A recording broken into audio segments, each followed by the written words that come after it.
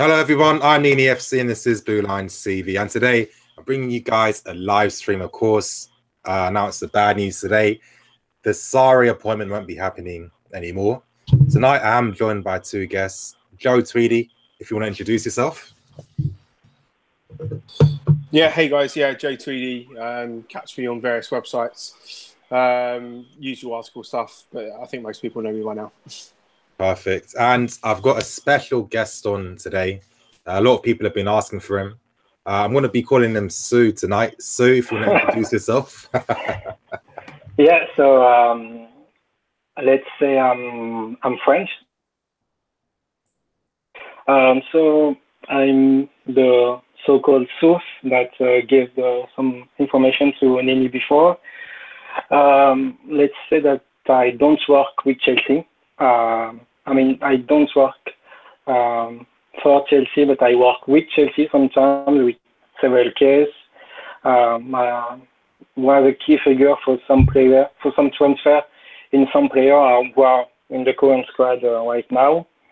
And I give legal advice principally to the agents who are not necessarily good enough to write a contract, stuff like that, to be clear. Okay, perfect. And yeah, you guys, tonight we're going to be just discussing briefly, what it means with us not appointing Sarri, and we're going to be talking about the future of Chelsea, how we see the summer going, how we see next season going as well. But yeah, Joe, I wanted to start with you. How did you feel about the announcement that Sarri won't be coming? I mean, are you pretty angry, or have you accepted it already for a while, or what's your thoughts? I think what we're seeing currently is a pretty big game of kind of chess between Chelsea and Napoli, and probably principally from what I've read between Marina and ADL. I don't know if it's done. I mean, I kind of feel like this is something that's probably going to have twists and turns in the next sort of week or so. But I think after the comments today, shift a lot of the onus onto Sarri and Sarri's legal team to engineer a complete break in their contract with Napoli. I think in which case Chelsea would probably, in my opinion, go back in for him. But I think there's the sort of the washing of the hands of Chelsea with Sarri is that they're kind of essentially said, we are not going to be sort of pursuing it from our end anymore. We feel like we've done everything we can. It's kind of up to you and your legal team to see if you can figure things out. In which case, I do think we'll go back in for him. But I think as you've kind of said and as you sort of suggested today, I think as it stands now, Chelsea are not going to be pushing this from their side. In terms of how I feel about it, pretty disappointing. I think the longer that this went on from 2-3 weeks ago, whenever this sort of first started, there were some sort of feelings that I don't know. I kind of felt that potentially it wasn't necessarily going to be that straightforward. But to the point today where we've kind of said, let's kind of call an end to it. I potentially wasn't expecting it to go there, but I think as soon as you depart from a very, very easy solution, which would have been just to pay the buyout clause. I think historically we paid maybe £6 million or more for AVB when we got him from Porto. I think that was a lot more expensive than what we paid for Sarri. So, I think again it's a question of Chelsea potentially trying to be too clever. I mean, we've seen it, kind of in the past in some of these transfer deals that don't come off. We start negotiations so much lower than the market value, and then kind of get to a point 2-3 weeks later that's probably an acceptable bid, but by that time you've kind of pissed off everyone who's involved in the transfer. And I think that's kind of what's happened with Napoli here.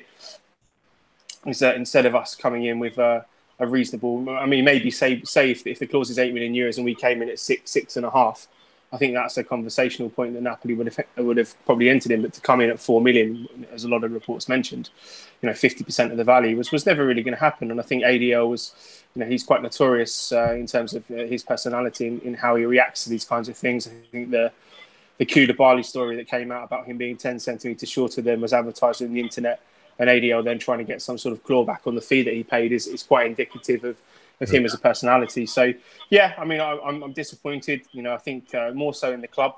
They've been pushing, I think with Sarri at least, a different direction, particularly from a footballing standpoint. And I think Sarri kind of embodied that direction, that kind of new new direction, that sort of freshness that we've probably been needing after having Mourinho and Conte kind of back to back as managers who are cut from the same cloth, very defensive, very reactionary. I think it was a positive step in the right direction, but the fact that they haven't considered, him, I don't want to say considered him good enough, but I mean the fact they didn't consider 8 million a kind of a fee to bring in that kind of style of football, and I think really to transform the club. I think even if Sarri was at Chelsea for 2 years, the sort of culture that he's instilled at Napoli now, going forward, is going to be one that's probably going to be there for 5-6 years. That style of football. Yeah. So even if he was here for 2 years, I think it would have been worth the investment. But I think it seems to be a growing trend with Chelsea that they're much a club that wants everything on their terms. They're unwilling to kind of really negotiate in these examples, and I think it's going to come back and bite us. He was the manager that I felt would take us forward this season, and if they have genuinely stopped contacting it, I think from my opinion, this is obviously with no real knowledge behind it. This is just an analysis for myself, but stopping it with the view that it's kind of in Sarri's hands to kind of get himself out of the contract. Yeah, to me, that's not a really positive way of starting that relationship with a new manager. You've effectively enticed someone who is a Napoli fan, who is from Naples. He is the embodiment of a Neapolitan person. You've kind of enticed him to burn all bridges with Napoli, with ADL, with the fans, and then you've kind of left him high and dry. It's not a great starting point. So while I am disappointed, I think for me the kind of the tiring aspect of it is that simply, I don't know. I think a lot of people maybe saw this coming. After the first week of not paying the fee, the extended negotiations. We've been here before. I mean, if a lot of people will recently remember that whole John Stones situations where I think we opening bid of about £20 million. We kept increasing it by like 10p every day. And by the time City bought him for 47, nearly £50 million, we put in a last ditch bid of £42 million. So, if we're happy to pay £42 million for him, why are we starting bidding at 20 million? There's a question of getting a good deal, then there's a question of getting the right deal. And I don't think we're getting the right deal enough in these circumstances. And I think it's the same for Sarri as well, Nini. Yeah, perfectly said. And so obviously you've got you've met Marina a few times before. You know how she negotiates, and what's your thoughts and opinions on the matter? Like, from Marina's perspective, do you think that this was the right negotiation tactic to start with, or do you think that it started off well, then things just went downhill quickly? I think that to start, she has a point. I think that paying for a manager who doesn't have a job anymore is stupid. I think that she looked at it and she saw that I'll find Ancelotti, so Sarri has to be sacked, so he has to be free. So why pay 8 million when you can have something for free? But the things going on and week after week, and I think that there is a moment when you just have to pay the money and start something. But I think that the case is not even Sarri or Laurent Blanc. The fact is more that at the start of the summer, we had several targets. You had Jardim, Pochettino, Luis Enrique, and Laurent Blanc was one of the targets, but he was maybe the 6th option, something like that. And right now, he's maybe the 1st option, and that makes me question myself about Martial, maybe. Yeah. Okay, right now, he's the 1st option, but if he continues like that, I mean, maybe we can end up with Richarlison or something like that, because like Laurent Blanc, we wouldn't have got the 1st target or the 2nd or the 3rd. But yeah, I mean, with the things going on, I can see Richarlison signing for us because we didn't put our highest bid for Martial or something like that. Yeah. But I think that Laurent Blanc is a very good manager. Yeah, I mean, I think that's definitely a point we're going to touch on later on in the stream, discussing Laurent Blanc, because there definitely are a lot of misconceptions about him. I don't understand where these misconceptions come from, and then they become facts. But that's how the internet is. But yeah, obviously that point you were making about obviously Martial and obviously with how we've been doing business recently, we keep getting all of our 2nd, 3rd, 4th choices, and how Richarlison could even be a potential signing. And I wanted to just ask, obviously, when will things obviously be enough? How many times can we keep going for third choice options, fourth choice options, especially when we're in control of these situations, but then it becomes a monetary thing every single time? And of course, obviously, you've been telling me a lot about Marina and obviously the plans she's had to take the club forward, and obviously her plans to try and obviously, you know, rule things at Chelsea. So far under her tenure, I mean, the January transfer window was her chance to show what she can do. Other than Giroud and MS, I mean, didn't really have much of an impact other than Giroud near the end of last season. It looks like she's continuing along with that type of mentality in terms of how she wants to negotiate and how she wants to run the club. But when will things be enough? Because too often, like I keep saying, getting third, fourth, fifth choice options, how's that going to benefit the club long term? Well, I still think that, I mean, when you look at it we won the league two times in the last 4 years, I think. That's right. Mm-hmm. We got an FA Cup. We got the Cup under Mourinho. I mean, we are still a successful club. I think that what would need to change is effectively Marina and how she deal with transfer and with negotiations, especially. But we would have to go in, you know Europe for like 2 years or 3 years. The club has to be a mess for Roman to really step down, because at the moment I don't think that there is someone who can say anything to Marina. I think that she has full power over transfer or negotiation. She can decide who goes, who stay. If a player, I mean, if she decides that a player has to go, he will go no matter what, except Fabregas for several reasons. But yeah, I think that at the end of the day, because she's the face of the club right now, I don't think that you can change anything. You better accept and find a way to deal with it, then accept maybe expect a change that is not going to happen, especially not this year. I think maybe the thing that would change is if Thibaut and Hazard leave. I think that even Roman understands how Hazard is a crucial figure for us.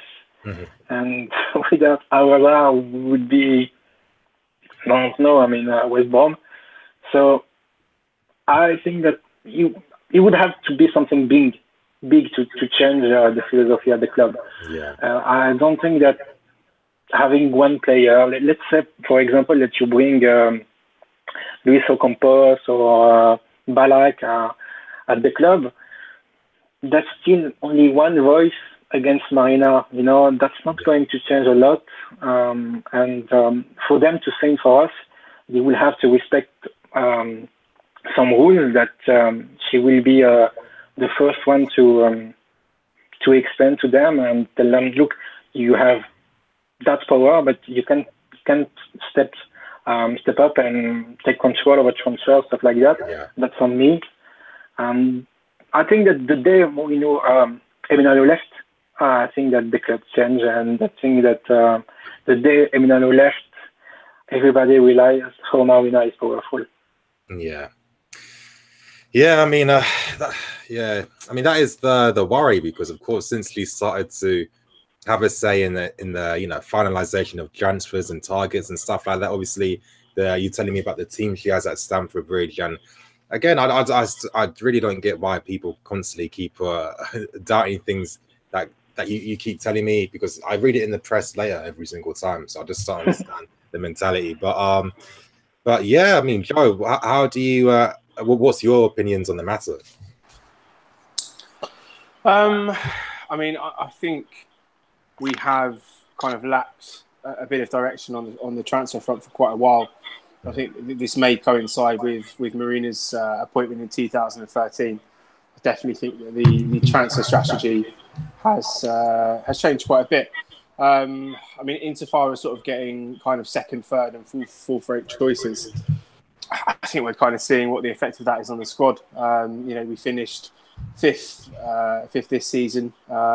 Again, if we're not securing, the Baileys, the Marshalls, the Lewandowskis, the top tier players, then we're going to become a middle tier team. A lot of people were kind of happy that Chelsea was staying at Stamford Bridge, but the kind of reality is that the sort of competitiveness of Chelsea is kind of intrinsically tied to the growth of that stadium. If we want to become a team that can afford under FFP to start spending sort of serious money on players, adding another 10, 15, 20,000 seats a game is crucial. And I think, there is a reality now that we are potentially kind of either at the very, very bottom end of tier 1 clubs or maybe slipped into tier 2.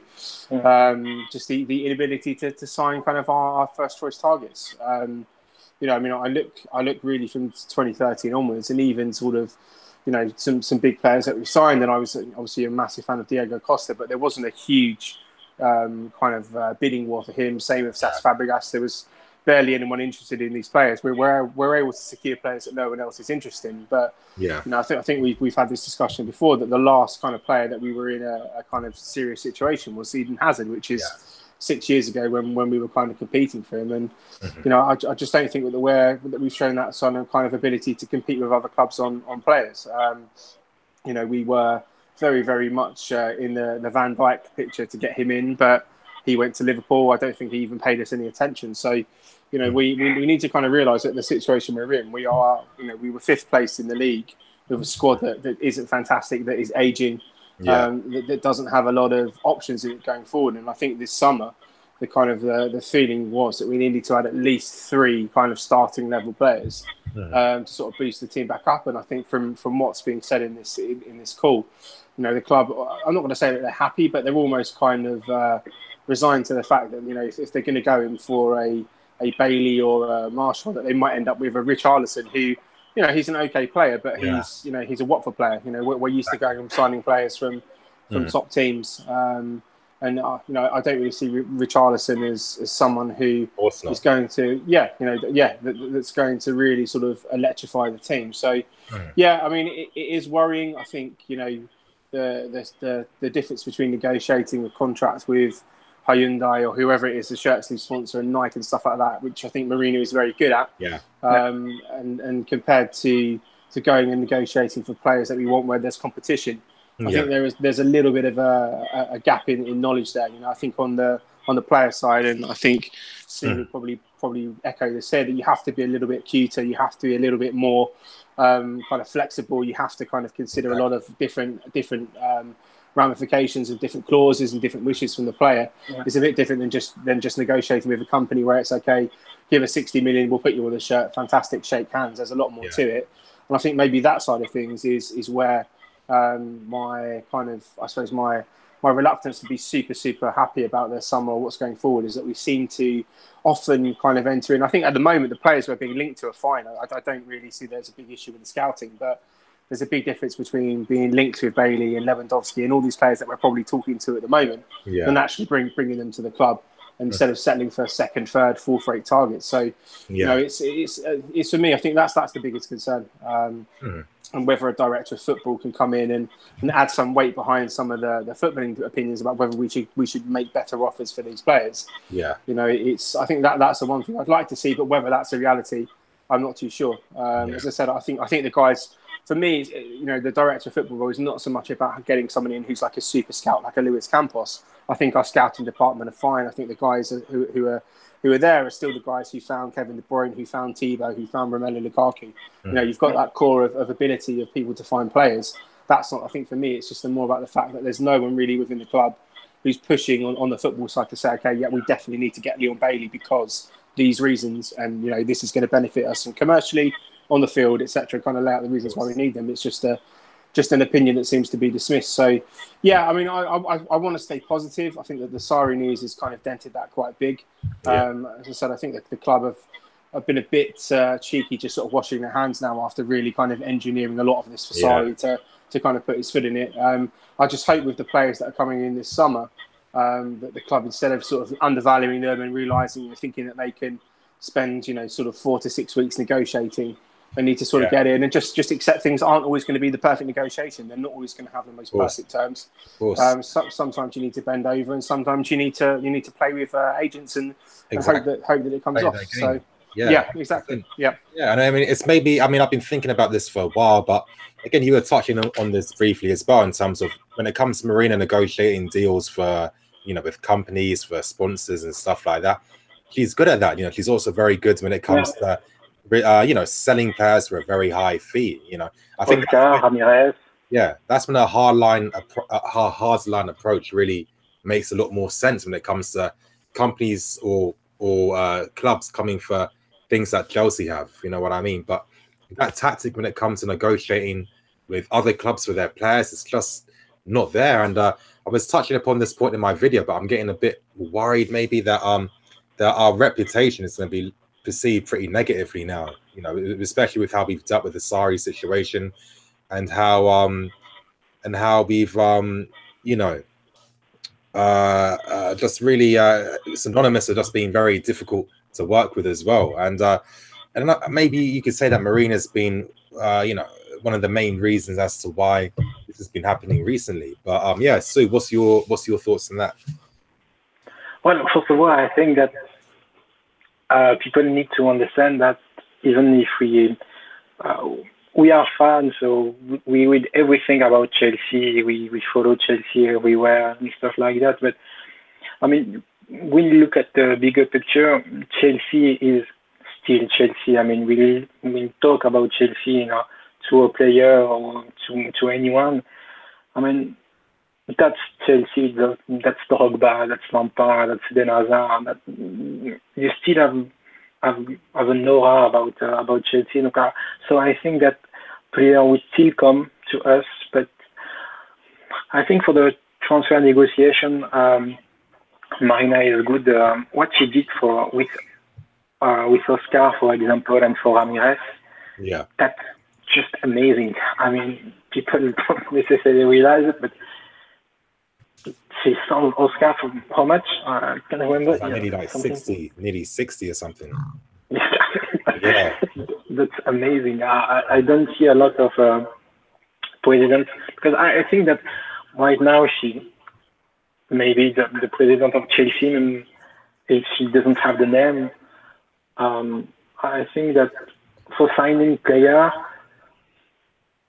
sometimes she do things well. I think that with N'Golo Conte, even if Emenalo was a key figure in that, I mean, we signed N'Golo Conte was the best player last year in the league. Yeah, who had an amazing season. But I think that Marina will surely look at it, and Azpilicueta cost us 7 million, I think, something like that. Thibaut Courtois, 3 million, something like that. Andreas Christensen, almost nothing. Conte, 30 million. I think that she still believes that she can build a squad for less than 100 million and keep the money for something else. And also, I think that people need to realize that even I think I agree with Joe in the fact that we look more and more like a middle team club, or club who will fight for the Champions League, who is not going to be in Champions League every year. A club is going to fight to be in the Champions League. We change a lot. So I think that before we could have been pretty much confident about our chance in the Champions League, saying to the player who will be signing, no doubt we will be in the Champions League.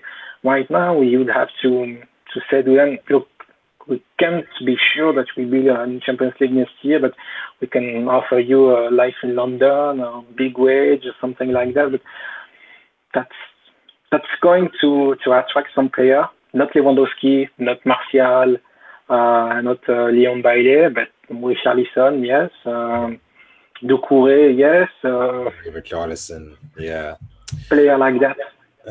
But I still think that Marina is doing a great job in a financial point of view. I think that she is a really smart person. I think that she just has difficulty to to spend money in the sense that Roman asked her for the club to be self-sustainable, and I think that she has that target on her mind, and she doesn't want to spend more than necessary. Yeah. I mean, what obviously you've met her before. What was it like when you in contact with her? I know you can't get into too much detail, but I mean, I think that yeah. Sometimes players talk about her. I think that she's one of the nicest person I ever met. I think that at the club, almost everybody love her. I think like I said, she's very nice. She's very friendly. I think she always have a nice word for the employee, for the people who work there. Yeah. She's someone who is really nice. In fact, just really when she had to do a contract negotiation, stuff like that, she can be pretty hard to deal with. That's why, for example, I think that when we had this thing about 30 years old, 1 year contract extension, no longer contract. I think that Marina has a key role in that, because everybody knows how hard she is to deal with, and nobody tried to get 2 years or 3 years, not even Lamps, not even Terry, not even Eva. So she has a good side. I mean, yeah, of course.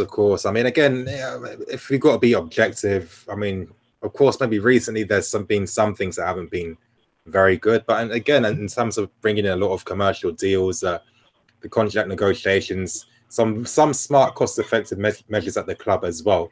She's done a lot in regards to that, but I think she's just being a bit too extreme with our ideals. At this point where it's like the club they're okay to accept getting second, third, fourth choice targets just because they're saving a bit extra money. I mean, that's not really, again, it's Chelsea, it's not Arsenal, it's not Everton or West Ham or any club like that.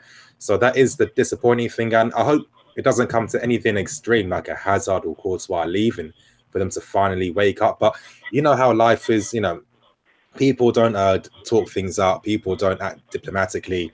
It always takes a disaster to happen first before real change comes afterwards. So, I mean, the scary thing is if it came down to maybe a Hazard or someone leaving to force real change in terms of how we negotiate and position ourselves, then I don't know. I mean, that's something I can put in a poll, maybe. But yeah, obviously moving on from this, I think we've spoken about Marina and obviously our disappointments and just giving some objective opinions as well. Now, obviously, turning on to the next manager on the list, that looks like that is Laurent Blanc. Now, Sue, obviously, you've known a lot about this story for a very, very long time. Obviously, I was hearing you were telling me about this since I think November, December. So it's been a real long time. But yeah, I mean, what's your thoughts on the whole Laurent Blanc situation? I think that he's a very good manager. I think that what he did with PSG, I mean, it's pretty simple to win a title there. Let's be real. But what he gives to PSG is a clear identity. I mean, when I saw PSG, for example, I always saw 4-3-3 possession. I saw Matuidi, Verratti, and I forget the name, Brazilian Italian guy, Thiago Motta. Playing there. I think that they had more possession than Barcelona when they played them. So I think that he's a very good manager, and there is also the fact that people need to understand he's free. So there is no clause, so there is no negotiation. And Laurent Blanc didn't have a job for almost 2 years because he chose to. He got 25 million, something like that, when he was sacked from PSG. So he was in a strong position. He didn't want to take any job. He refused the Nice job, Dortmund. I can't remember. He wanted the Man United job, but he wasn't choose. And that's Mourinho. And when Marina had several meetings with Jardim, Laurent Blanc, Tuchel, she was really impressed with Laurent Blanc. He worked a lot on our player and what he can offer to us and stuff like that. He will accept a small wage in the sense that he's not going to earn 10 million per year like Antonio Conte right now. Sure, that's going to be more expensive than Mauricio Sarri is 2 million per year, something like that. Yeah. But I think that Joe said it very well before. I think that Sarri is not out of the window right now. It's just the fact that Chelsea said to him, look, the contract is here. You just have to sign him, but to sign him, you have to be sacked from Napoli. We will do anything to help you. You have to do it by yourself. We will not pay anything. Yeah. If you do it, perfect. You will be next manager. If not, bye. We will find someone else. Mm-hmm. But I think that if you are Sarri, you really have to question yourself and ask, is that worth it? I mean, going that far for a club who don't really want me, who can sign Laurent Blanc next week if I can deliver. So, but Laurent Blanc has a past with some comments he made. But just to be clear about that, he made stupid comments about black players who are not technically good enough, who are just strong and powerful. But he said that when he was national manager. Yeah, which is worse. Yeah. Didn't stop him from getting the PSG job. Yeah. Didn't stop him from playing Matuidi.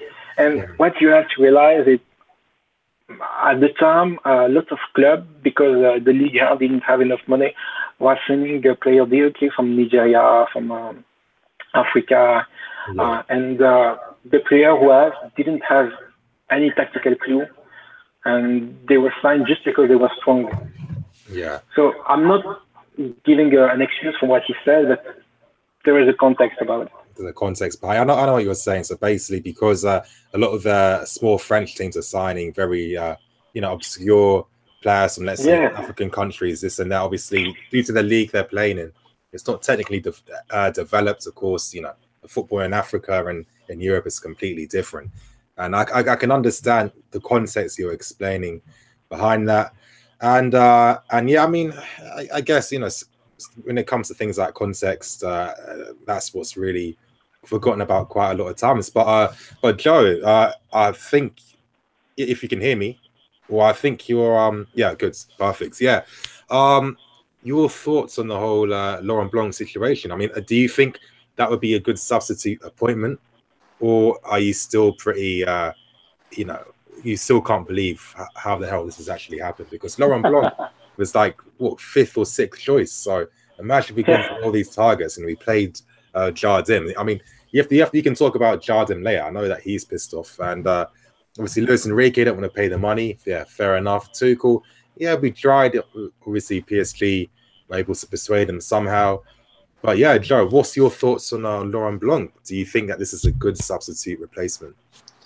I think at least from a kind of technical perspective, he's a 4-3-3 guy, which I think, speaking to me, that I'm a very, very big fan of the 4-3-3 formation. I think it suits us, just Chelsea, just as a club stylistically.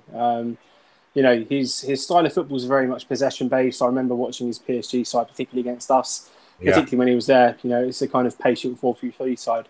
I think the main, I suppose the downside is that you have, when you kind of juxtapose him and Sarri sort of side by side, it's both 4-3-3, it's both attacking football. But I think the disappointing side is that Sarri is kind of this sort of sexy, kind of new style of football. Sarri ball, I think a lot of people have been kind of getting their hopes behind Chelsea playing somewhat similar to Napoli have this season, whereas I think Blanc sides are kind of, they remind me of sort of Ancelotti's kind of Chelsea, that kind of 4-3-3 side that he had, and a little bit of Marina, that it's very, very technical, very well drilled. Everyone knows what they're doing, but it's kind of overwhelming you with power and pace and technique and rather than kind of the really kind of technical stuff that Sarri's doing. So I think maybe that a lot of the kind of I suppose how people are digesting Blanc is when you really comparing him to Sarri, that he's just a little bit less of an exciting managerial prospect. I mean, in terms of sort of his positioning for what Chelsea have been after, I think as we've seen over this summer, there's been numerous contact with managers. I think Tuchel probably was our number one choice. But yeah, I think as we've seen, PSG sort of came in and completely blew everyone out of the water for him. I think Jardim is the one that I'm a little bit curious about what's happened there. I mean, I've heard some stuff from some agents around Chelsea that he just wasn't very impressive in his interview compared to other characters. But again, whether that's true or not, I'm not entirely sure. I think I've never really been a huge Luis Enrique fan, so the fact that he wants like £7 billion a season, I think that's pretty okay for me, for him to kind of price himself out of the job. And then I mean, you're kind of left with Sarri, and I think the Pochettino stuff. Again, I think a lot of people were saying that we didn't have genuine interest. I think Sue will probably know more than I that we were pretty interested. I think we did meet with him quite regularly. There was a lot of contact there, but ultimately it was going to be one of those which maybe had a 5% chance of coming off because of Daniel Levy and because of our relationship with Tottenham anyway. So really, you're kind of left with Sarri and you're kind of left with Blanc. So by process of elimination, it's probably going to be one of those two. I'm not wholly against Blanc. I think Sue kind of explained some of the comments and things. That was one of the reservations that I had was, the sort of comments about black and sort of North African players was a little bit unsettling for me. But I think obviously the context of what he's saying, maybe it makes sense. And given that PSG kind of employed him straight after that, maybe the context has kind of been lost over the past 3 years. People are just bringing it up now, So on that side of things, if that's fine, I think Blanc would just be a safe choice. I actually think he'd probably do quite well here.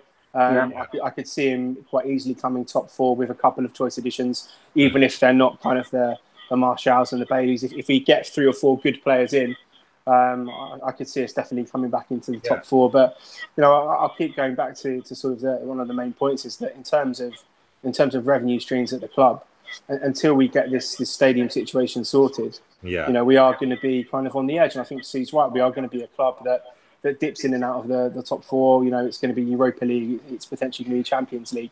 But to really kind of reset ourselves in that kind of top four mould, and obviously aiming for competing for titles, we need to get another 10, 15,000 fans in there. I mean, you're looking at that being another £1 million a game roughly or something like that. So another £20 million a season. Add in all the cup games, minimum £25 million a season.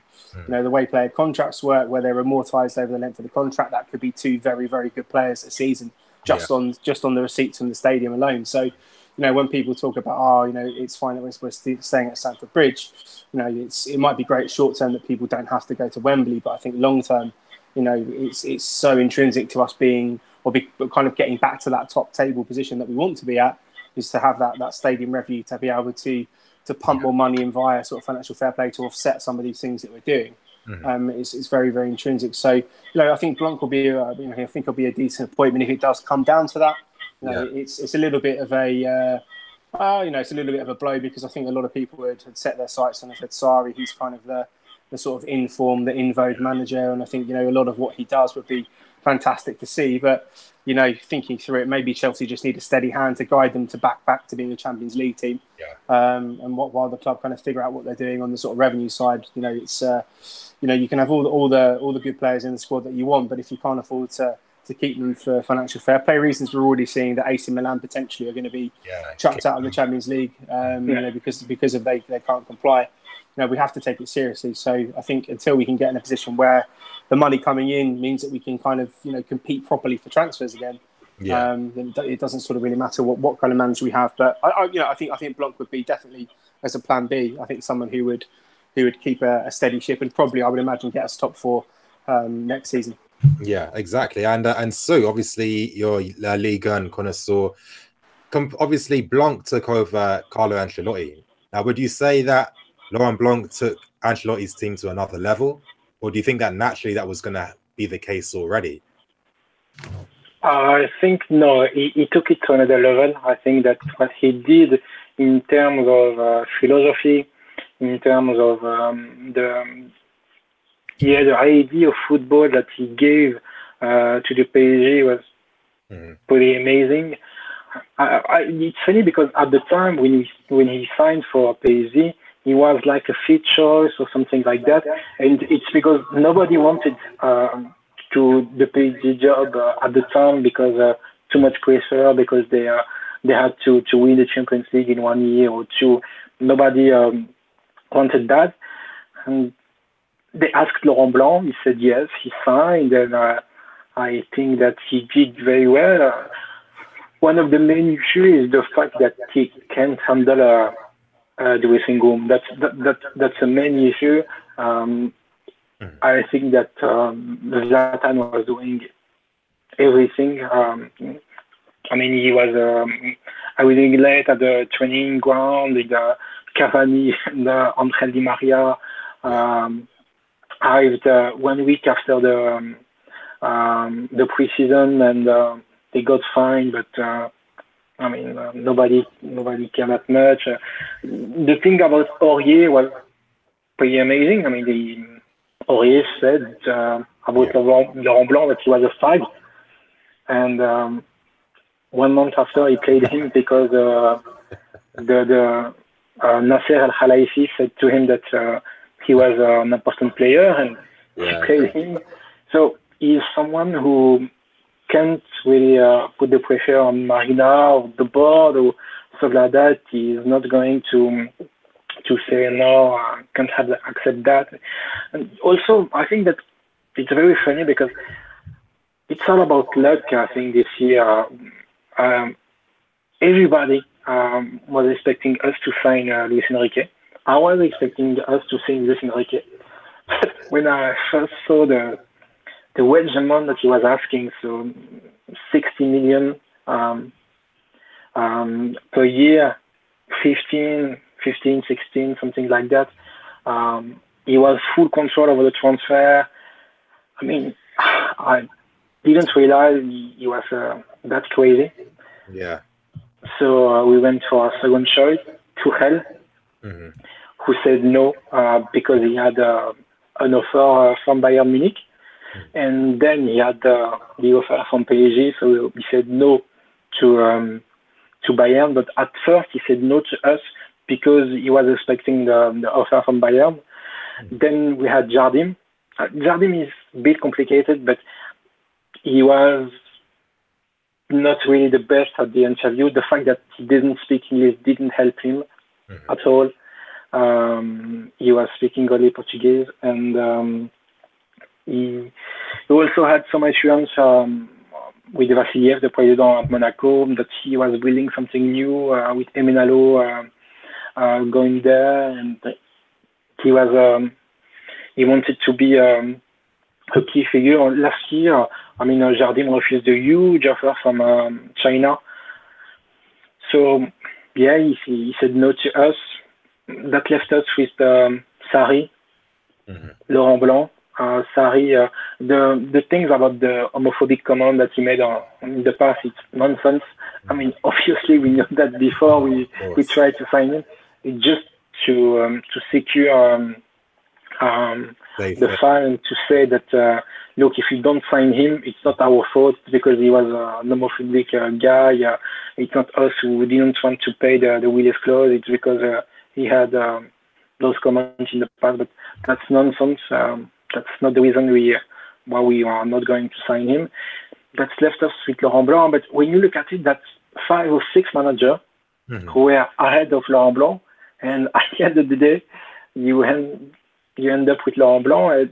That's the biggest fear for me. I think that Laurent Blanc is a good manager. I think that Jardim is a good manager. I even like Luis Enrique. I think he did exceptionally well at Barcelona. He was really bad at Roma, but still, I think that he has some good ideas. That's not Mourinho. That's not Diego Simeone. That's not. I mean, that's still better than that. But when you look at it, that's 5 or 6 managers who said no, and you left with Laurent Blanc. And I think that's what's going to happen with our target, with Leon Bailey, with Martial. The first target will say no. The second, we will say no because the price will be too high. The third one will be signed with another club. that left us with Andy Carroll or something like that. Don't even get me started on that. Okay. So yeah, you guys we're going to be on for another 10 minutes before we got to wrap this up. But yeah, you guys, of course, I'm going to be getting into much more detail with Laurent Blanc as well. You know what my channel has always been about? I like to be objective. I'm not going to react. I still feel that maybe too many people are basing their mistrust on Laurent Blanc based on a feeling instead of looking at facts, looking at trophies, looking at how his teams have actually played. Looking at the fact that he's probably been, no, not probably, he has been Paris Saint-Germain's most successful manager in their recent history by far. Let's not forget that he won the league with Montpellier and they were actually title contenders. Bordeaux, I mean. Sorry, Bordeaux. Of course, you know, let's not forget that he did that with them. So it's not as if this guy is just a fool that doesn't win anything. So I honestly, I mean, I can understand when you've got someone like Sarri. Yeah, I would have preferred to have Sarri, but Laurent Blanc isn't an idiot. He's not a shit manager. He's not an awful manager. So I think that people need to really just try and, you know, just calm down a bit with some of the mistrust towards him. I think is a bit too crazy. But yeah, you guys, I think for the final 10 minutes, let's maybe, you know, obviously discussing how we see the summer going. Of course, been giving hints of in terms of, you know, how we're comfortable about getting first choice targets if it means we can save £500,000. No, I'm just but how do you still see this summer being a positive and a successful one? Because at the end of the day, from what both of you, you know, from what I've heard, especially from you, so is that it really doesn't matter about who the manager is because the club already looking at targets already. Yeah, exactly. I mean, the manager is almost a co-pilot at Chelsea. Doesn't, I mean, at the end of the day, a manager at Chelsea just put the team, just put the 11 on the field and that's it. But he doesn't have really a say on the transfer or something like that. What we wanted to do this summer, and that was something really important, was the youth, the Loani, that not play 11 player from the youth or from the academy, but one or two every year, try to inject them into the team.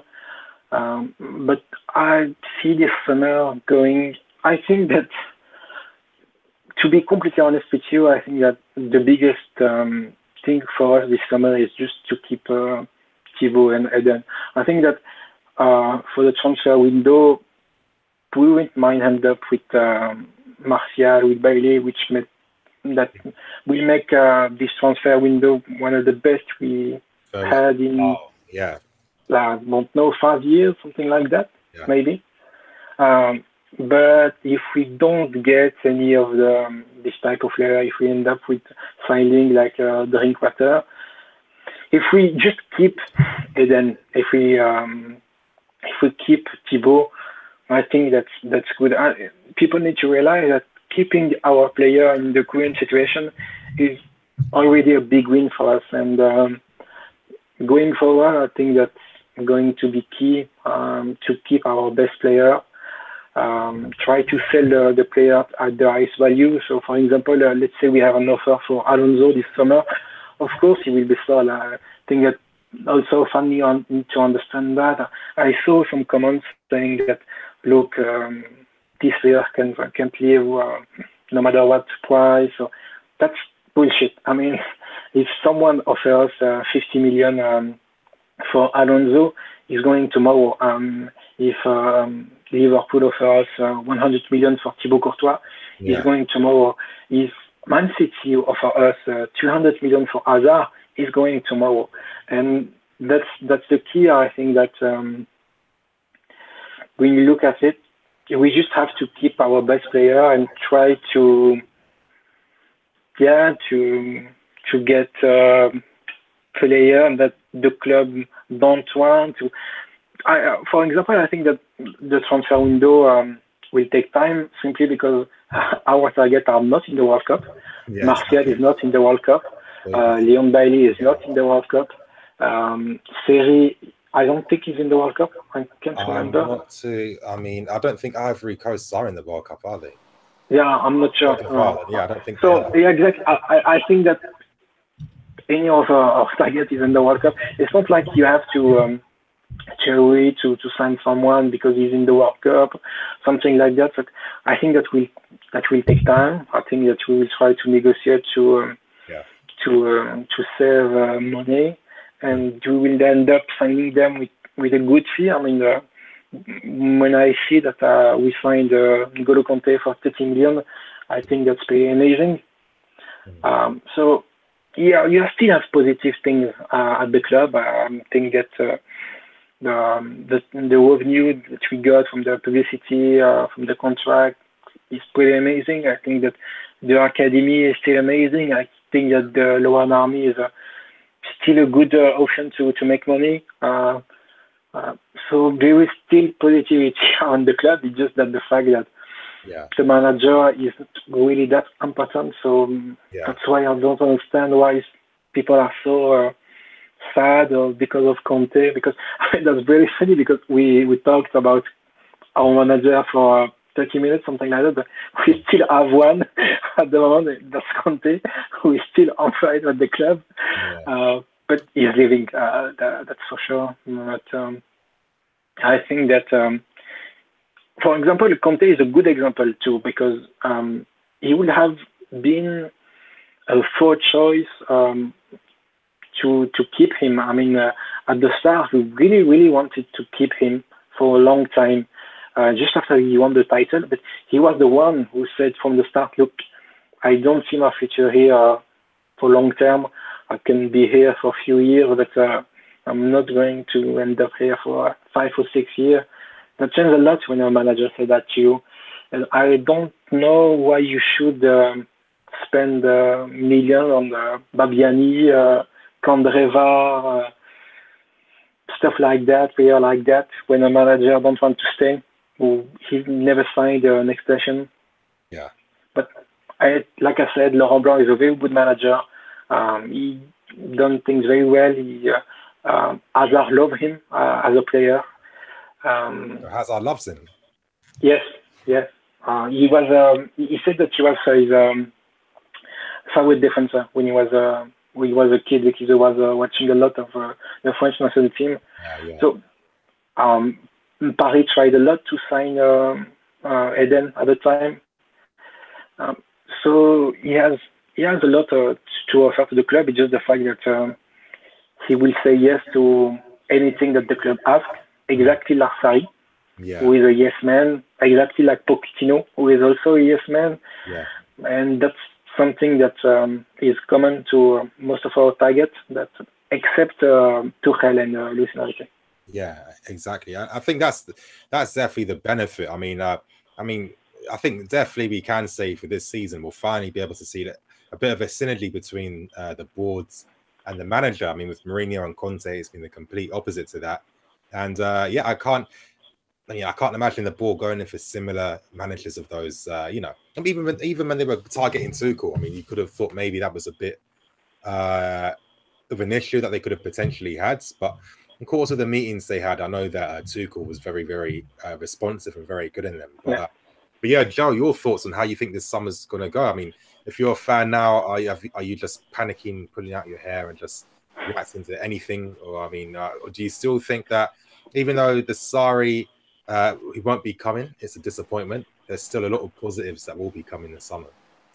Yeah, I mean, I think the point Sue made was very, very spot on and kind of mirrored what I'm thinking. Is that a lot of this player speculation or players we've been linked with, we've been looking at them for probably the past couple of months, independent of the managers. So again, it kind of feels like we're going back to a system where the club identify talent and then they give it to the coach, and it's kind of up to the coach to sort of obviously put the pieces together. We've seen Mourinho have an impact on the club, selling De Bruyne, selling Salah, selling Lukaku. We've seen Conte wanting to bring in finished article players, experienced players in their 30s, and that not necessarily fitting with what the club are doing. And then you're seeing this kind of friction arise. I think possibly, sort of going forward, if the club have more of a kind of a philosophical direction in mind in terms of the style of player, the style of football they want to play. And then you can kind of see, particularly from Conte's targets, the players that are prominent at the moment: Bailey, Martial, Sarri, even obviously Lewandowski might be a pipe dream, and Icardi, etc. But they do have some very, very common attributes between them that would fit into a style of play that Sarri or potentially Blanc or someone could coach. It seems to be a lot more cohesive in that respect. Younger talent that you could develop and grow. I mean, I think I'm still trying to be optimistic this summer. I think mainly because the sort of pessimism surrounding the club at the moment is a bit overbearing. It's getting to me. Yeah, exactly. Yeah, it's becoming a little bit boring seeing the same accusations and the same stuff thrown at the club each and every day. I mean, I personally think if we get three very good players in, for me, it's more about the players that we can kind of move on. I think that's going to be very, very important. I think you have, there are some difficult players to move on. Cesc Fabregas is on an awful lot of money for someone who probably can contribute 10 minutes a game at the moment. Even his passings even seem to desert him towards the back end of last season. So, the one attribute that you're kind of pinning on him, I'm not picking on him as a player, but this is someone I think who earns over excess of £160,000 a week for someone who's not a guaranteed start. So over £200,000 a week. For someone who is effectively an impact sub. The moving on of these kinds of players that we've had that have kind of bloated the squad. Cesc is on a lot of money and not playing. I'm looking at people like Pedro as well, potentially Willian, Drinkwater, Barkley, some of these really, really poor buys we've made. I think if we can try and exercise the squad of some of these players, both from freeing up wages to actually play on, give the players who are going to play every single week is going to be quite a big thing. I think, the balance for me is getting rid of those. I think promoting some of the better players from the loan army. I'm looking at the likes of Loftus-Cheek to come back. Even I would say someone like Marco Van Ginkel probably deserves a chance ahead of some of the players that we've signed. Drinkwater, I would definitely play Van Ginkel ahead of him, for example. Bring back some of the better loan players in the squad, kind of form a bit more of a core of a base of players. And then if you can add a Bailey or a Martial or someone like that, and I think that's us heading in the right direction. But I think this summer is really about getting rid of the kind of fat from the squad, trim the fat. Get rid of some of the bloated wages that we've got for players who definitely should not be earning, £200,000 a week as a substitute. That is absolutely ludicrous by anyone's definition. We're kind of debating about giving money to Thibaut Courtois, and I still think he's a very good goalkeeper, and yet we're paying a substitute £200,000 a week, but we won't give the starting goalkeeper whatever sort of money he wants. So I think we need to kind of consider that sort of aspect of the squad. Some of these players have come in on very big wages.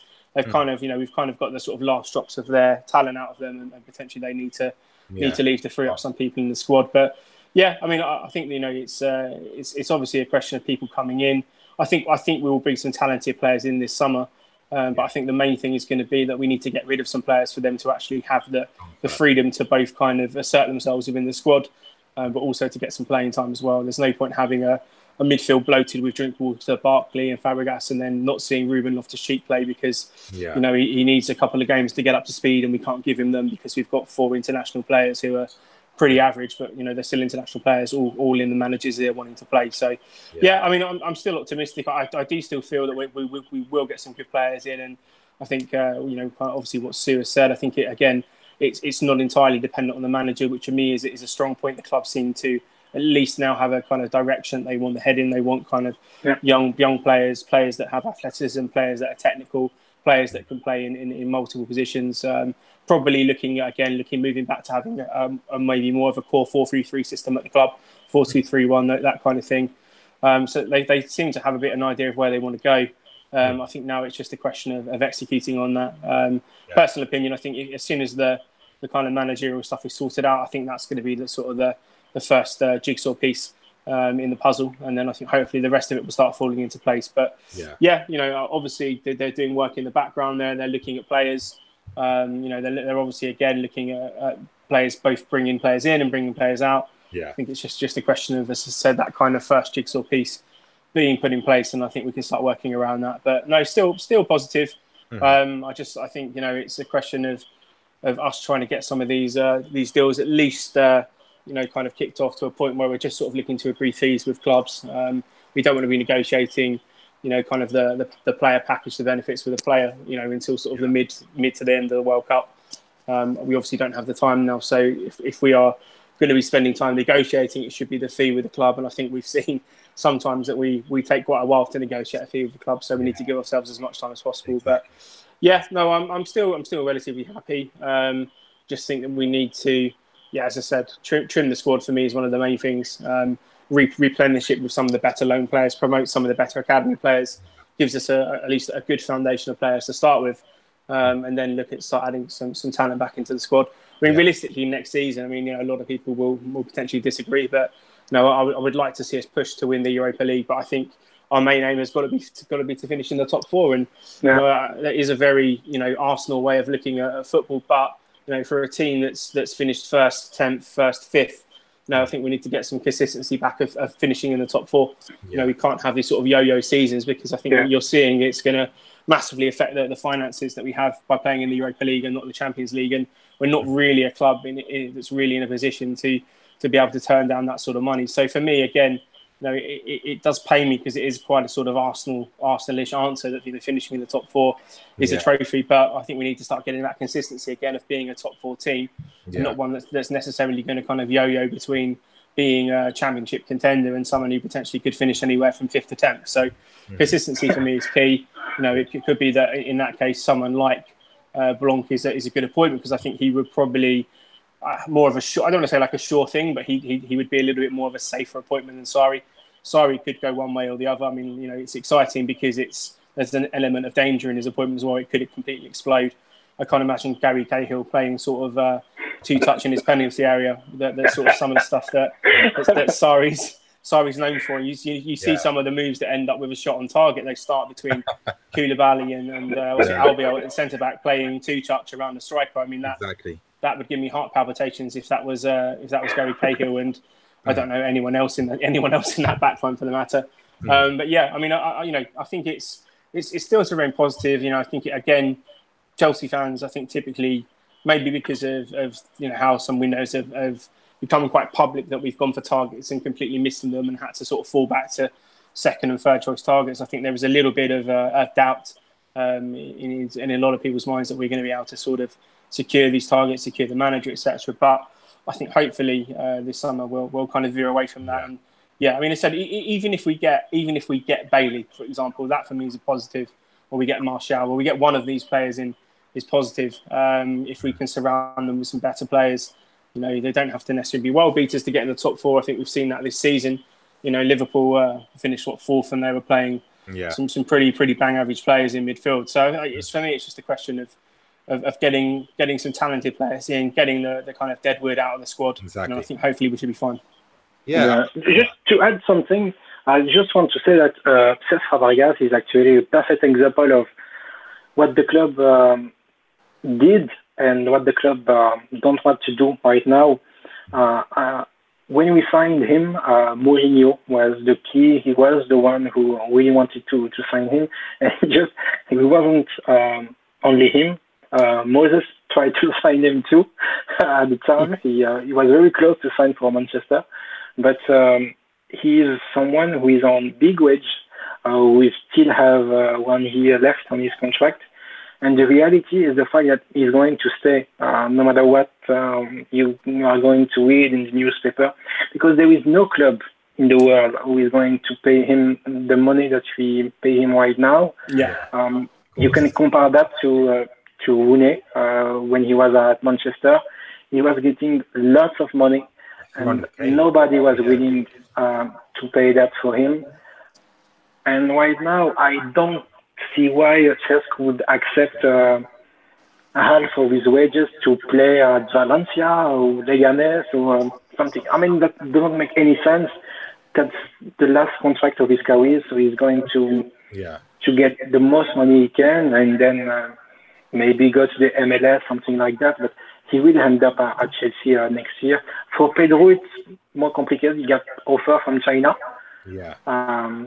Thank God. He wants to he wants to go. For Kyle, it's complicated, but he was very close to Big Sam for a while. But then the things started to change at Everton, and Big Sam was sacked. Now it's clear that, like I said to you before, Silva is not going to play Kyle as a centre back. That's not going to happen. The club hopes to see Kyle having a good World Cup and then maybe sign for West Ham or a club like that. Because Kyle is not really on a big wage. I mean, he's an English centre back. Some clubs are willing to pay him what he's earning at the moment. But for example, for Drinkwater, that's where Marina is a problem. She signed him at first for 30 million, something like that. Yeah. So right now, she is not going to accept to sell him for less than that. And I don't see lots of clubs who are willing to pay him that amount. And that's exactly the same problem we had with some Loani we had. The club has an amount that they want, and if the club pay that, okay, they can have him. If not, he's going on loan again. Yeah, that's what I'm definitely worried about. Obviously, he is very hardball. If he isn't going to get an offer she likes, then she'll tell that club to just piss off somewhere. Yeah, she is on the table. Exactly. And this is the worrying thing, because then we'll have players that shouldn't be in the squad, and then with guys that are still on wages, that's going to be harder for us to obviously acquire other targets. And I don't know. I mean, especially, so you're always talking about how, how the club conduct deals behind the scenes, and, the commercial activities. We're not going to get into that, but just some of the commercial activities that they're looking to secure and what they're doing. Our future looks good. Obviously, I think it was Lawrence and Chris are obviously talking about wanting to have about 70 different sponsors, like clubs like United have, and the other big clubs, and they're far behind from that. And already they're securing a few of them, and we probably still have like another 30 or something to go. I mean, the rate at which they're securing them as well. Obviously, you told me that they're targeting companies from Asia, which is smart. I mean, the long-term benefit. Reason why Kennedy doesn't have a future here, by the way. Pardon, say that again. Kennedy. Kennedy. The reason, I don't think he will have a future here. I think he will be sold. And that's something also that I wanted to say. I see a lot of comments about the buyback clause. You said that, Joe said that before. That's a good idea to sell the player, to get some money from that, and if the player turns out to be good, you can always sign him back. But the reality is, for example, let's say we put a buyback clause on the Bertrand Traoré, who is playing at Lyon at the moment. Well, I'm pretty sure that he's not going to be back. He doesn't want to be back at Chelsea. I mean, that's a club who treated him like shit, let's be real. I mean, Conte didn't talk to him once. So he's banging goals right now at Lyon. I mean, he's still really well. He's not perfect, but he could have been better this year than Pedro, for example. I don't know what Pedro offered us this season.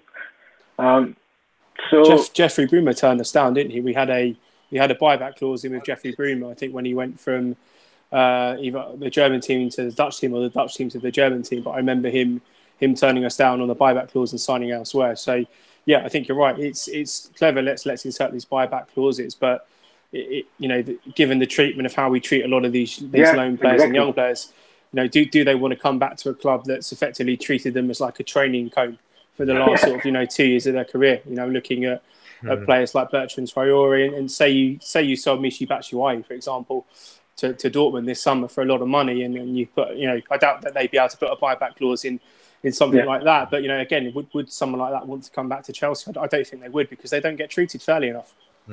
Yeah, exactly. And the point is, what you can do is maybe like Real wanted to do at one moment with Morata, put a buyback clause to, let's say, 30 million, sign them for 30 million, and then directly sell them for 50. So that's just something to give you a 20 million of bonus. That's something that the club is interested. But to sell a player that had 100 minutes in playing time for us in 4 years. I mean, I'm not sure that he's going to be really pleased to see that he has a chance under Diego Simeone in 2018. You know, I mean, that's not going to be the case, and that's why the Loan Army still makes sense for me. I think that that's still a good thing. Of course, you need to do some improvement on that. I think that the Piazon talked about that a few days ago, in the sense that they need to feel more closer to the Chelsea first team. I mean, they literally have no relationship except from the scouts. It's rare and stuff. Yeah. So it's really hard to ask from Calas, Piazon to feel something about Chelsea when in reality they played a few games here or there. I mean, Piazon, Calas are closer to Fulham to Chelsea. You know, if you compare the things. Yeah. Yeah, I mean, obviously, guys, I think probably have to look to wrap this up in the next few minutes. I mean, it's been amazing, to have both of you guys on, hopefully informing people about, obviously, giving them a bigger insight into how things work behind the scenes, the complications with deals, insight into Marina, and obviously, some very educated opinions on where they see the club going as well. And yeah, obviously it's been a pleasure to have both of you guys. I just wanted to just speak about one thing just for a tiny bit before we go. Obviously, a lot of people, I mean, you know what? Obviously, Joey was speaking about wanting to do that video. I know, Sue, you said you wanted to be a part of that in regards to, how transfer activity works, how stories work. It seems like a lot of people get very wrapped up. I mean, a lot of people have been telling me today I've been getting a lot of hate on Twitter. I'm not really surprised by that. And I mean, do I really care? I mean, I can picture exactly how these guys look like. You know what I mean? These faceless losers. Let's be serious. But what I'm trying to find a good way to maybe inform people how to maybe. Can I give 2 examples, Nina? Yeah. For this, okay. So, I mean, I've seen you getting quite a bit of stick on Twitter today, and I think the thing is when you hear stuff from football, if you've got connections to agents or intermediaries, or if you're like you actually work in the industry, you can hear information on the day, and that information can be out of date like 15 minutes later. Like that's how fast these things work. And I look at primarily 2 things that have happened at Chelsea. Chelsea was so confident that they had signed Robinho that they put shirts of Robinho on the website. They had all of the press stuff done. They had all the stuff to go with press releases. And yet he ended up a Manchester City player. And then on the contrary as well, Willian had a medical with Tottenham, which is almost like you'd say into like the 95% done category for a transfer. Yeah. And still ended up as a Chelsea player.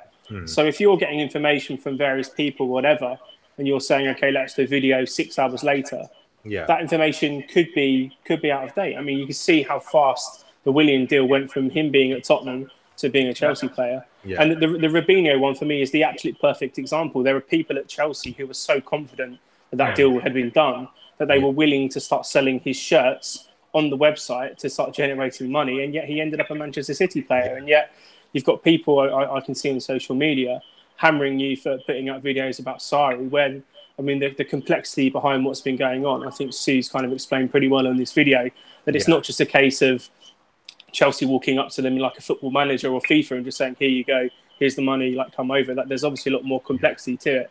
So, yeah, I mean, for me, I think people need to just take a little bit of a deep breath on stuff. I mean, you are reporting news and you are reporting stuff which you're hearing. But, I mean, again, something could change within the next 10 minutes and Sarri could sign after we've done this video.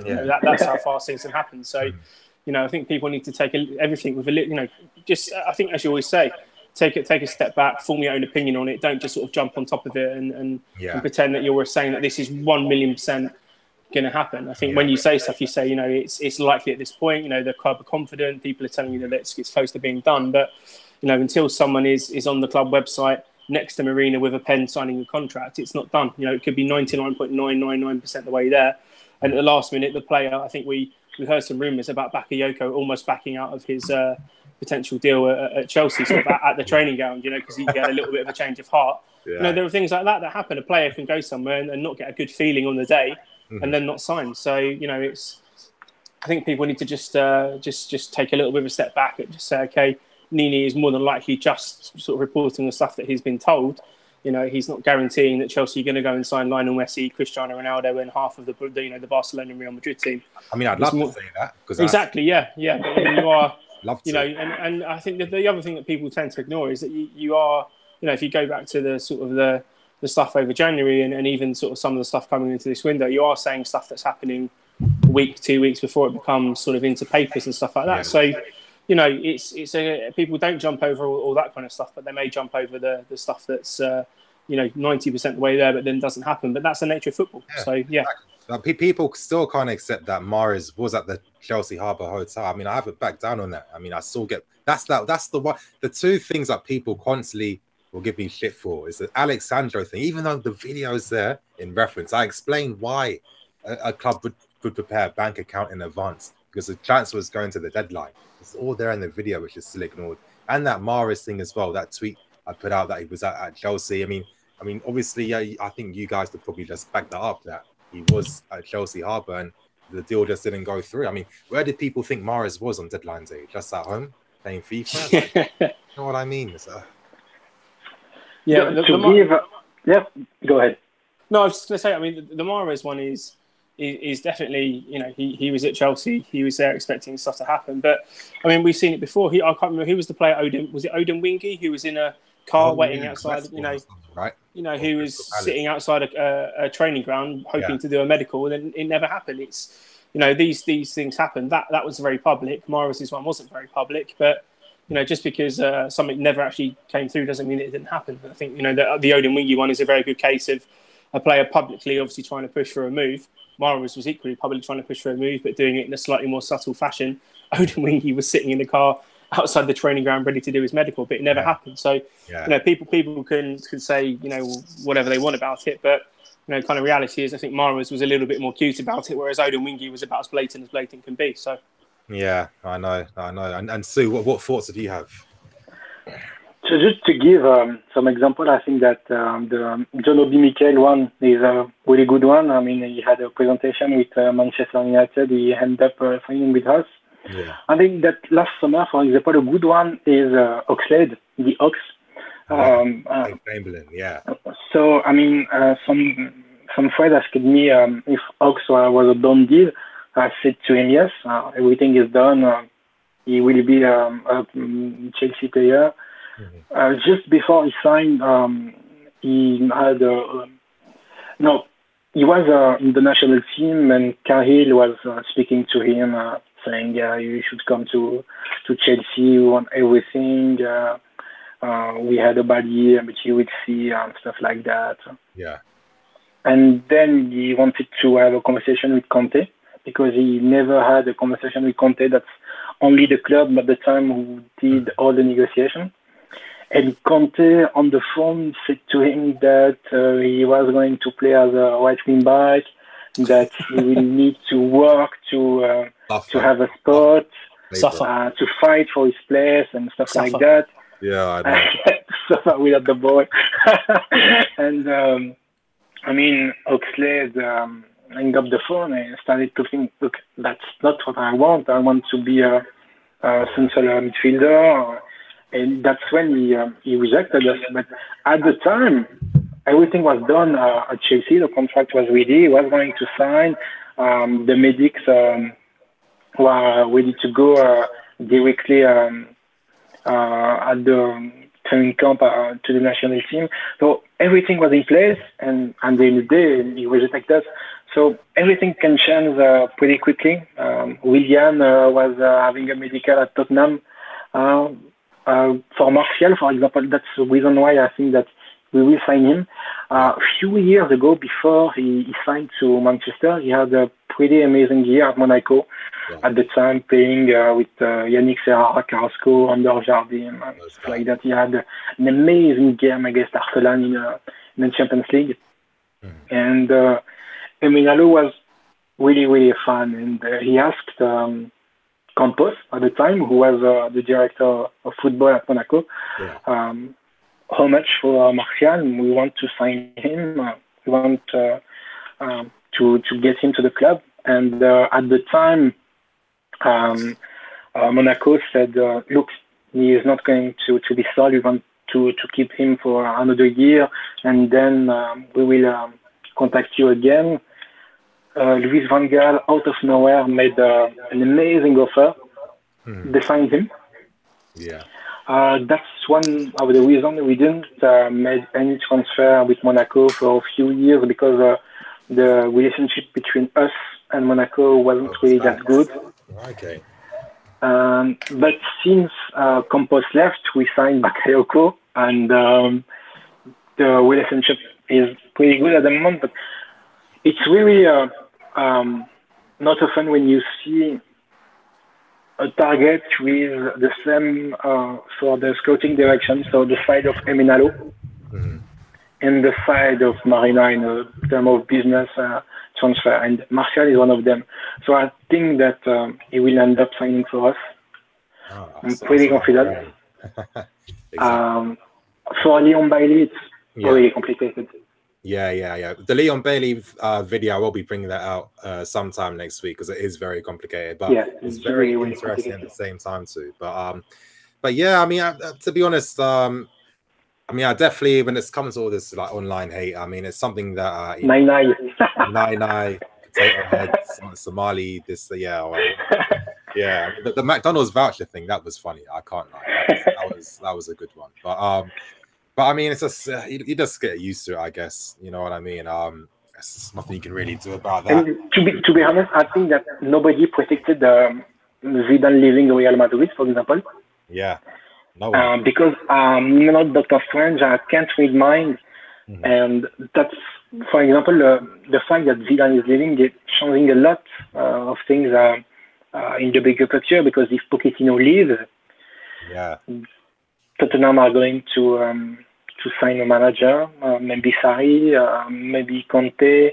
I mean, that's the kind of stuff you can't predict, and that can change everything. The fact is, I didn't believe 1 second that Marina wasn't going to pay the other half of the clause. To be completely honest, at the time it was clear that Marina wanted to save some money because she saw the fact that ADL signed Ancelotti as an opportunity to save money, because look, if ADL finds someone, I don't have to pay anything else. He offered 4 million. I saw that as a gesture at the first place, like we do often. Joe said that before. We tend to give 1 million, then 2, then 3, then 4, then 5, keeping that for weeks and weeks. I saw offer 4 million and then 8. I didn't see coming the relationship between Adele and Marina with, at the moment, in a very, very, very bad shape. They don't even talk to each other. It's pretty hard to imagine a solution between Chelsea and Napoli at the moment, because since the buyback clause is no longer I mean, you can't longer activate the clause for Sarri. You really have to deal with De Laurentiis directly, and I don't see why De Laurentiis would accept to sell Sarri. Not when Sarri is only 1 million a year, when he has a lot more to lose if he accepts to let Sarri go. Half of his team has a buyback clause. He can't. He can't lose Insigne, Jorginho, Koulibaly, all of his players at the same time. So he's playing outball, and I think he's going to win. I think that's why Laurent Blanc is the simplest solution. He's free. He wants to manage Chelsea. That's a deal who can be done in 1 hour. So that's pretty easy. But still, Sarri still have time. until the start of the World Cup. If he managed to find a solution between him and Adiel, that's fine. If not, that's Laurent Blanc. But people who think that that's going to be settled in court are pretty stupid. It takes months to have a session at the FIFA court. That's not going to happen in a few weeks. So it will take time. It will take time, but yeah, I think that's pretty much it. I think we've covered everything. Again, you guys, I think the only closing statements we can make is to not lose the faith just yet. I mean, even though our transfer periods haven't been as brilliant, we've still been making some decent signings. I think a lot of fans are happy with Rudiger, for example. I think a lot of are happy with Conte. I mean, the players we signed when we won the league under Conte. I mean, they were all decisive in helping us win the league that year. So it's not as if it's been like so many barren years of signing awful players. I mean, let's be serious. I mean, during our successful phases, there are times that we weren't having amazing windows. I mean, remember that the infamous window? I think the worst one was signing Steve Sidwell. Well, yeah, nothing's topped that. Nothing has topped that. There's been other seasons, but I think the only player we signed was like Jerkov, and that was the only one we signed the entire summer. The hero. And people I mean, here's the thing. Yeah, and people, they're lucky that Twitter wasn't a thing back then. I mean, imagine what fans would be like when you find out how we missed out on Dani Alves and guys like Hulk and all these other guys because of ridiculous things. And so perspective is definitely something to keep in mind. Things aren't over just yet. I still am positive because for me, for next season, the key thing out of signing players and everything is getting a new system and way of playing. That for me, that's the most decisive thing because then with that new system, you start seeing better performances from guys like Hazard. You look at if you want an example, look at Salah. Do you think Salah would be showing that level of performance if he wasn't playing in a Klopp system? Could Salah be doing this under Jose Mourinho? I mean, no. Would he be doing this at Real Madrid? No, he wouldn't be. And he took control of football under Jose Mourinho, so I don't think he'd be scoring 50 goals. So, I mean, yeah. We're seeing that now with guys like Martial and Rashford. So, I mean, that's what I mean. So, to be honest, you guys, I think if we do, please, Marina, please, let's get Martial. To be fair, when I look at, for example, Gabriel Jesus playing at Man City, I mean, I think he's pretty average. I think that he's a more team player than someone who can. I mean, I don't think he will score lots of goals at Chelsea, for example, but he scores goals because he's at City, because the team play for him, because the team creates chance, and that's what we have to do. Because at the end of the day, we can't rely on individuality because we don't have the money to pay those individuality. So except Hazard, I don't think we have anyone who can change a game in the club. I don't see anyone. I don't know from a free kick. So before that, we had Drogba, Lamps. Before that, Robben. Player who can change everything in 1 second. So even if the team or the balance is not right, even if the system is not really right, you still have those players who can change the game. Right now, we have an average squad, so the system is really more important. Okay, perfect. And yeah, I mean, just one quick thing, and obviously, so the window's around for 2 months now before it closes. It closes earlier this season. Just to keep your answers very, very, very brief, do you expect there to be an announcement of the signing before the World Cup starts? Or do you think there'll be an announcement before the end of this month? Yes, I expect one. I expect Caballero. Say that again? Caballero will sign another deal. Caballero. No, I'm being serious. No, that's completely serious. He just signed before he went to the with Argentina, and he signed a deal that will be announced before the World Cup. Right, so that's something to look forward to. You guys, Caballero getting a new contract renewal. Maybe next month the players will come. Yeah, you, Joe. Do you think that there's a chance that we can have a signing or two still before the end of this month? If we sort the manager stuff out, yes. If not, I think we'll probably be waiting a bit for it. I think just from a PR perspective, I think the club want to go manager and then announce whatever else they have in the plans. But that's just my perspective. Yeah. Otherwise, the manager looks like he doesn't look very good in the public eye. Then if they're buying all these guys and he's not even announced yet, so yeah. You can imagine one of the papers running to Conte and saying, you're still the manager. Did you want to sign this player? And it's definitely going to happen. So I mean, I think they're trying to be a little bit smarter about it. Get the manager in place, so at least it looks like on the face of it that he's had some say in the signings. But I think we kind of know that the club are looking at players, are looking at pushing ahead with them, probably looking at getting things lined up to where they can to sort of try and get them signed. But I don't think we'll see anything. Just again, this is just purely from a business perspective. I don't think we'll see anything from them until we get the manager in place. I think that he left. Okay. No, continue. Sorry.